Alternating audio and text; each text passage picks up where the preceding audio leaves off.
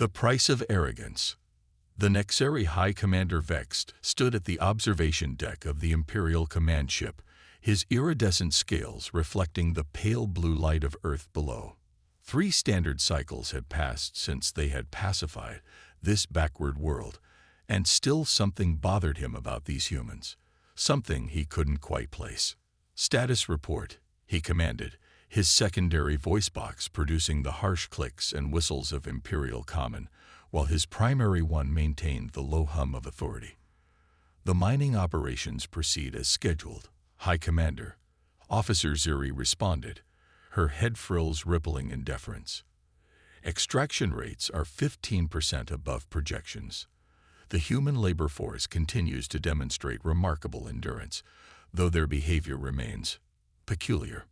Vex's inner eyelids flickered with interest. "Elaborate." "They sing, High Commander, while they work, songs we cannot translate. And the plants around the mining sites, they grow differently now." The High Commander dismissed this with a wave of his primary manipulator. The Nexeri Empire had conquered 1,000 worlds, subjugated hundreds of species. These humans were nothing special, primitive bipeds who hadn't even achieved unified planetary governance before the Empire arrived. Their pitiful resistance had lasted barely a standard month. Yet, "Show me the latest anomaly reports," he ordered. The holoscreen materialized before him, displaying a cascade of incidents that individually meant nothing but together formed a pattern he couldn't ignore. Mining equipment failing in perfectly maintained conditions, unexplained seismic activities that their sensors couldn't properly track, native flora growing through reinforced diorite as if it were loose soil. And always, always, the singing. Deep beneath the surface of mining site Echo 7, Sarah Chen pressed her palms against the tunnel wall, feeling the ancient heartbeat of the Earth. The Nexeri guards were changing shifts. She could feel their vibrations through the stone, so different from the natural rhythms of the planet. She began to hum, low and deep, a sound that seemed to emerge from the rock itself. Other voices joined hers, scattered throughout the vast mining complex. Human voices, singing in harmony with the Earth's own song. The Nexeri had searched them for technology, for weapons, for any sign of organized resistance. They had found nothing because they didn't know what to look for. They didn't understand that humans had never been separate from Earth. Every child who had ever played in the dirt, every farmer who had tended their fields, every miner who had spent their life in the depths, they were all part of something greater, something the Nexeri, with all their advanced technology, had failed to detect. Sarah felt the response building, as it had been building for months now. The slow, patient anger of a planetary ecosystem that had survived billions of years of evolution, of extinction events, of cosmic impacts. The Nexeri thought they had conquered a primitive species, but they had done something far more dangerous. They had awakened a sleeping giant. The first sign came when the quantum crystalline power cores that powered the Nexeri mining equipment began to flicker. Their engineers blamed mineral impurities in the local power grid. They didn't notice how the native fungal networks had slowly altered the crystalline structures at the molecular level, one tiny change at a time. The second sign appeared in their hydroponic food production facilities. The carefully engineered alien crops began producing less and less yield, while Earth plants thrived with unprecedented vigor. The Nexeri biosecurity protocols proved useless against microscopic changes that had evolved over millions of years to survive in Earth's biosphere. High Commander Vex reviewed another report of equipment failures and environmental anomalies, his frustration growing. Something was happening, something that defied Imperial scientific understanding. But he was a product of the Empire, raised from hatching to believe in the absolute superiority of Nexeri civilization. The truth was right in front of him, but his pride wouldn't let him see it. In the depths of mining site Echo 7, Sarah smiled as she felt the message ripple through the living network of root and fungus, soil and stone. From deep in the Amazon to the Siberian permafrost, from the Australian outback to the African savannas, humans were singing. Not with their voices alone, but with every cell of their bodies, with the very DNA that had evolved in partnership with Earth's biosphere over millions of years. The Nexeri had made a crucial mistake. They had assumed that advanced civilization meant towers of metal and networks of energy. They had never considered that true sophistication might mean becoming so perfectly integrated with your world that the distinction between technology and nature disappeared entirely. They had imprisoned humans in their own home. Now the home itself was beginning to respond, and the price of their arrogance would soon become clear. As Sarah continued her work, appearing to all observers as just another compliant slave, she felt the changes accelerating. The Earth was slow to anger, but once roused, it was unstoppable. The Nexeri would learn, too late, that they hadn't just enslaved a primitive species. They had chained the children of a living world, and the parent was about to show them exactly what that meant. Seeds of resistance. The mycologist who had trained Sarah Chen would have been proud of her now. Before the invasion, she had spent years studying how fungi communicated through chemical signals and bioelectrical impulses. Now that knowledge was becoming humanity's secret weapon. In her cell at night, Sarah pressed her hand against the cold floor, feeling the vast network of communication spreading beneath the Earth's surface. The Nexeri had built their detention facilities with energy shields and quantum-encrypted communications, never realizing that Earth's oldest internet, the wood wide web of fungal networks, ran right beneath their feet. Message received from Singapore. She whispered to her cellmate, Maria. The mangrove systems are responding. They've started breaking down the molecular structure of the Nexeri's coastal facilities. Maria, a former environmental engineer, nodded slowly. Perth confirms the same pattern. The soil bacteria are evolving at an unprecedented rate, producing enzymes that specifically target their building materials. Above ground, Nexeri scientists were growing increasingly alarmed. Their reports spoke of unprecedented rates of material degradation, of inexplicable changes in local atmospheric composition, of subtle but accelerating alterations in Earth's magnetic field. But their instruments, calibrated to detect artificial technologies, remained blind to the living network that was coordinating it all.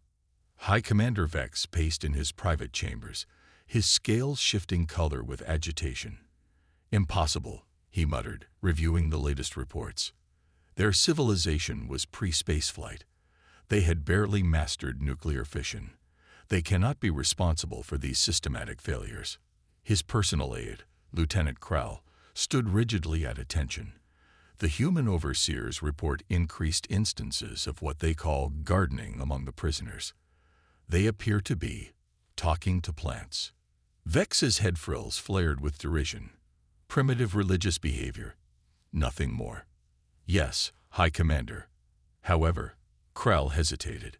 Our xenobiologists have noted unusual patterns in the local flora. Species that should be in competition are displaying unprecedented levels of cooperation. And the soil samples, they're showing signs of organization that defy our understanding of evolutionary processes. Deep in the Amazon rainforest, Dr. Joao Santos worked with a different kind of technology. His hands moved through ancient gestures as he communicated with the forest, his body's bioelectric field synchronizing with the vast network of roots and fungi that connected every tree in the Amazon basin. The knowledge had been passed down through generations of indigenous shamans, dismissed by the Nexeri as primitive superstition. They hadn't understood that humans had spent millennia developing a different kind of technology, one based not on dominating nature, but on becoming part of it. The message is spreading, he told the small group gathered around him. Every plant, every fungus, every microbe, they're all beginning to recognize the Nexeri as foreign bodies to be expelled. The Earth's immune system is awakening. In the Siberian permafrost, Dr. Anna Petrova watched through her microscope as ancient bacteria, awakened from millennia of dormancy, began producing entirely new compounds. The Nexeri's environmental suits, designed to protect against known biological and chemical threats, were slowly being compromised by life forms that had evolved on Earth, before the first multicellular organisms appeared. The resistance wasn't using weapons the Nexeri could detect because Earth itself was becoming the weapon. Sarah felt the change in the vibrations through the mining tunnel walls. The crystalline structure of the rocks themselves was shifting, responding to the altered magnetic fields generated by billions of synchronized bacterial colonies. The Nexeri's mining equipment, calibrated for standard geological conditions, was becoming less effective by the day. "They still think we're using hidden technology," Maria whispered during their work shift. "They keep scanning for devices, for secret communications networks." Sarah nodded, running her fingers along a patch of moss that shouldn't have been able to grow in the artificial lighting. "They're looking for mirrors of their own technology. They can't imagine a civilization advanced enough to move beyond the mechanical." In his command center, High Commander Vex received reports of failing equipment, of inexplicable accidents, of entire facilities being slowly but inexorably reclaimed by the planet's aggressive biosphere. His scientists blamed environmental factors, solar activity, geological instability. Anything except the obvious truth. The humans weren't fighting back with weapons. They had something far more powerful: patience, and a connection to their world that went bone deep, cell deep, DNA deep. Sarah felt the message ripple through the living network. The second phase was beginning. All across the planet, humans synchronized their efforts with Earth's awakening defenses. They didn't need weapons or armies. They were simply helping their world recognize an infection and respond accordingly. The Nexeri had thought they were dealing with a primitive species because they couldn't detect any advanced technology. They were about to learn that the most advanced technology of all was being able to work in perfect harmony with a living planet. And Earth had 4 billion years of experience in dealing with unwanted invaders. High Commander Vex stumbled as his command center shook. "Report," he barked, his scales flickering between morning colors. "Multiple simultaneous seismic events, High Commander," Lieutenant Krall responded, his head frills pressed flat against his skull in distress. "But the patterns, they're not following any known geological models. It's as if..." "As if what?" "As if the planet itself is moving with intent." In her mining tunnel, Sarah Chen braced herself against the wall, feeling the deep resonance of Earth's response through every cell in her body. The song she and her fellow humans had been singing for months had finally reached the planet's core. And now the harmony was building to a crescendo. "It's starting," she whispered to Maria. The deep response. All around the world, the signs multiplied. In the Mariana Trench, abyssal creatures that hadn't evolved in millions of years began rising from the depths, drawn by changes in the Earth's magnetic field that the Nexeri couldn't detect. Their massive forms disrupted the aliens' underwater mining operations with devastating effectiveness. The atmosphere itself began to change. Patterns of wind and cloud that had remained stable for centuries shifted, creating corridors of turbulence that seemed to specifically target Nexeri aircraft. Their weather control technology, designed to suppress standard meteorological phenomena, proved powerless against weather systems that moved with collective purpose.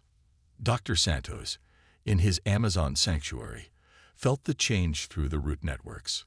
"The mycorrhizal networks are spreading faster than ever," he reported through the living telegraph of interconnected organisms.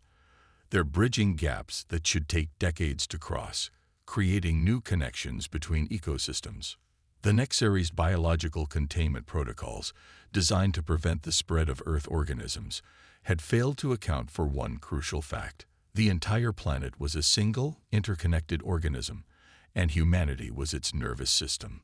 In Siberia, Dr. Petrova witnessed something unprecedented. The ancient bacteria she had been studying were sharing genetic information across species barriers, creating new compounds that specifically targeted Nexeri biochemistry. Evolution itself was accelerating, guided by the collective intelligence of billions of years of survival. High Commander Vex received increasingly desperate reports from his facility commanders. Their power systems were failing as crystalline structures mysteriously realigned themselves. Their atmosphere processors stuttered as local plant life, altered the composition of the air faster than the machines could compensate. Their very buildings were being consumed by microscopic life forms that had learned to eat their supposedly indestructible materials. Impossible, he kept muttering, his scientists' training warring with his imperial conditioning. A pre-spaceflight species cannot possibly. But the evidence was becoming impossible to ignore. The humans weren't fighting with weapons or technology. They were fighting with life itself. Sarah felt the change in the vibrations as the planet's response intensified. The very rocks around them were becoming more fluid, more responsive to the Earth's needs. Mineral structures that had been stable for millions of years began to shift and flow, guided by the planet's awakening consciousness. The Nexari had made a fundamental error in their assessment of Earth. They had seen the humans' lack of advanced space technology as a sign of primitiveness. They hadn't understood that humanity had chosen a different path, not to build machines that stood apart from nature, but to become living extensions of their world's own immune system. Through the living network that connected every human on Earth, Sarah received images of the Resistance's progress. Nexari facilities disappearing beneath rapid-growing forests, their ships struggling against atmospheric conditions that seemed to target them specifically, their supposedly impregnable materials being transformed at the molecular level by life forms that had evolved since the planet's birth. They thought they were invading a primitive world, Maria said, watching through a crack in the tunnel wall, as supposedly stable rock formations flowed like liquid. They didn't realize they were attacking a superorganism that's been evolving for 4 billion years. The Earth's response was accelerating. Every plant, every animal, every microbe was becoming part of a coordinated planetary defense system, guided by the deep understanding that humans had developed over millennia of evolution alongside them. The Nexari had conquered worlds before, but they had never encountered anything like this. A planet where the dominant species had evolved not to dominate their environment, but to become its consciousness, its nervous system, its means of coordinated response to threats. They were about to learn why. Symphony of Defiance. High Commander Vex stood in the ruins of what had been the Nexari's primary command center, watching as vines pushed through molecular-bonded steel as easily as water through soil. His scientists had finally given up trying to explain it through conventional means. The evidence was undeniable. The entire planet was behaving as a single organism, and the humans were somehow conducting its symphony of destruction. "We've lost contact with 60% of our facilities," Lieutenant Krell reported, his voice trembling. "The rest are being systematically consumed. There's no other word for it, High Commander. The planet is consuming our infrastructure." Through the living network, Sarah Chen felt the coordination of Earth's response reaching its peak. The song that humanity had been singing for months had become a planetary chorus. Every ecosystem, from the deepest ocean trenches to the highest mountain peaks, was now moving in harmony. In the Amazon, Dr. Santos watched as the rainforest reshaped itself. Trees that normally took centuries to grow were maturing in days, their growth guided by the collective intelligence of the global mycorrhizal network. The forest wasn't just growing, it was evolving, developing new defenses against alien technology that had never existed before on Earth. "The planet remembers," he transmitted through the living network. "It remembers every extinction event, every recovery, every adaptation. And now it's using that knowledge." In the Arctic, Dr. Petrova's bacterial colonies had spread across the permafrost, creating new compounds that specifically targeted Nexari technology. The aliens' adaptive shielding, designed to resist any known form of attack, proved helpless against biological processes that evolved faster than their computers could analyze.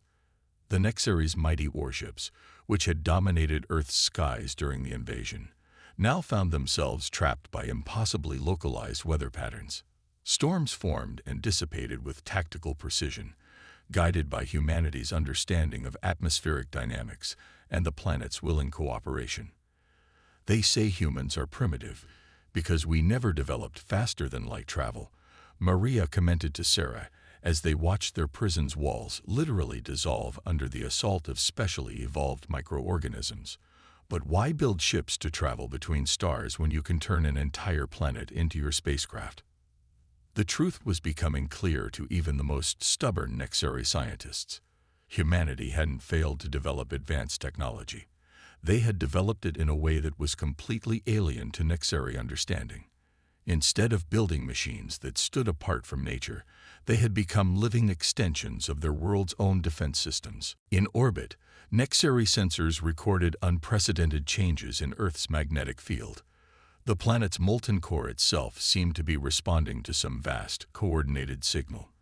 Their gravitational stabilizers, designed to handle natural fluctuations, began to fail as the planet's gravitational field shifted in ways their models insisted were impossible. Sarah felt the next phase beginning through the vibrations in the Earth.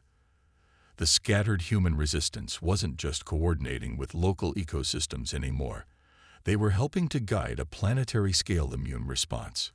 Every human on Earth had become part of something greater, their bodies serving as nodes in a vast, living network that connected every ecosystem on the planet.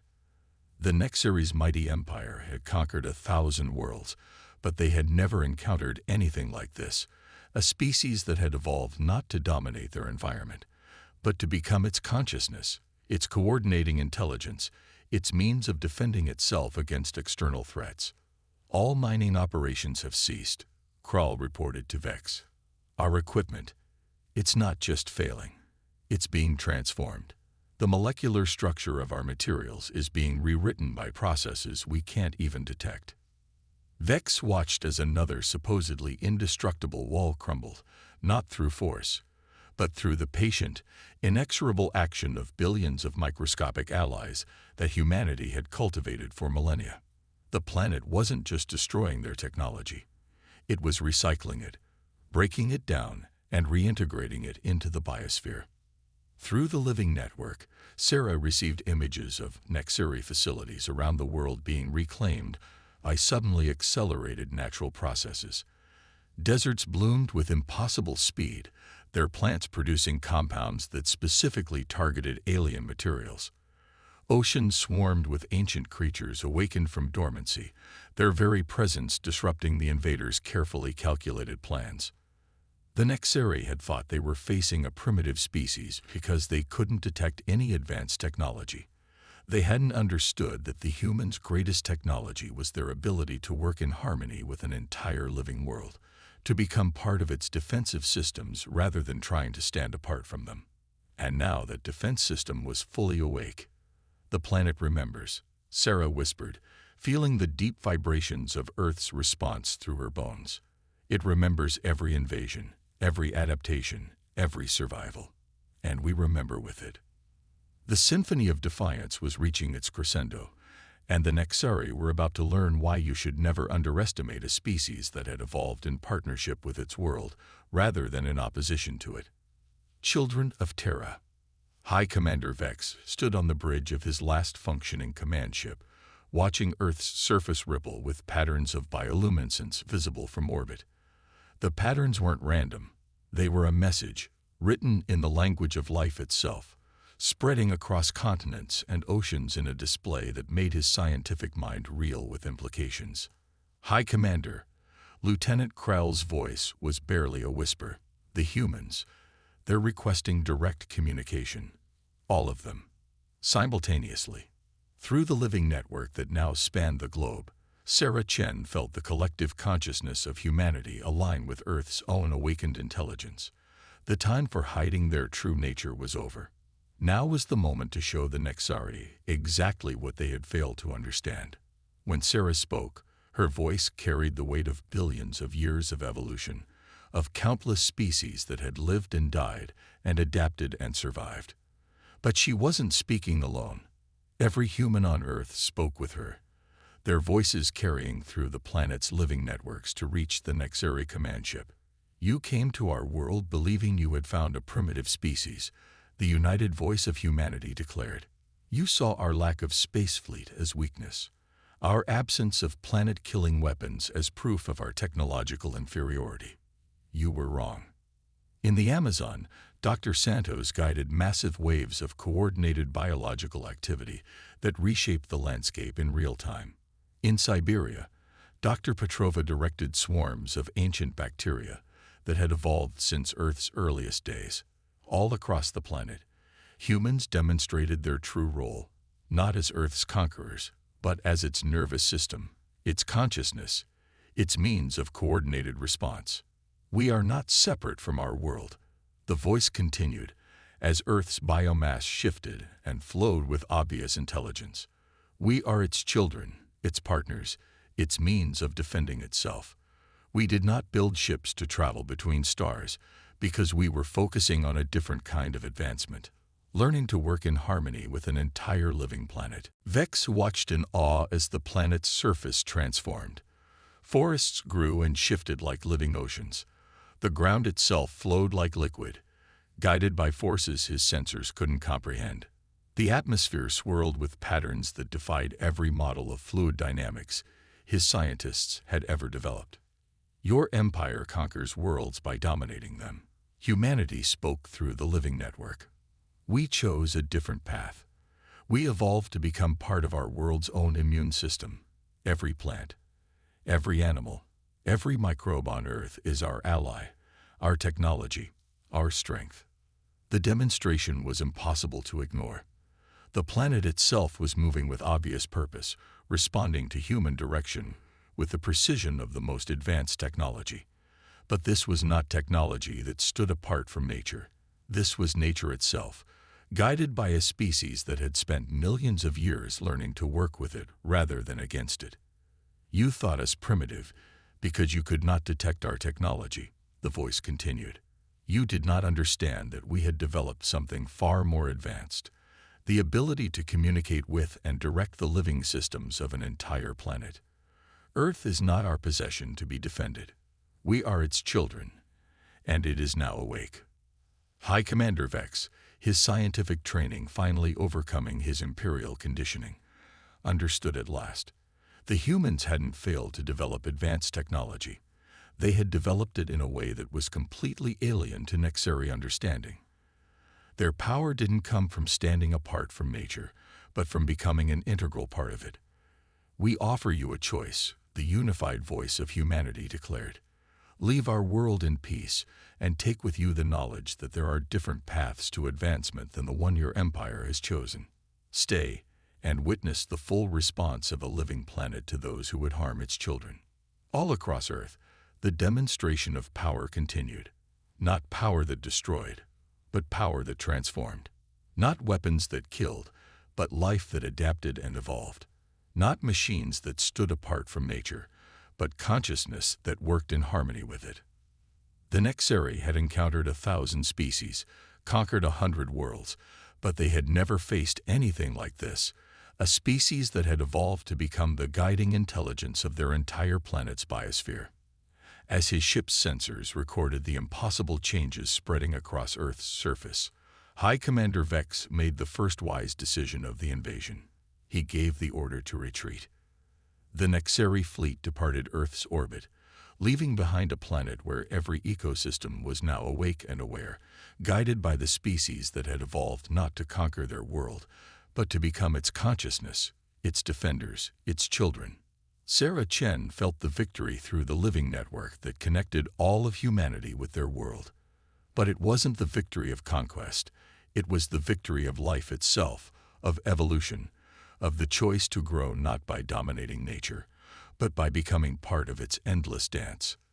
The Earth had defended itself, as it had done for billions of years. And humanity, its chosen partners in evolution, had shown the galaxy a different path to advancement, one that led not to the stars above, but to the living heart of their own world. They were the children of Terra, and they had finally shown the galaxy exactly what that meant.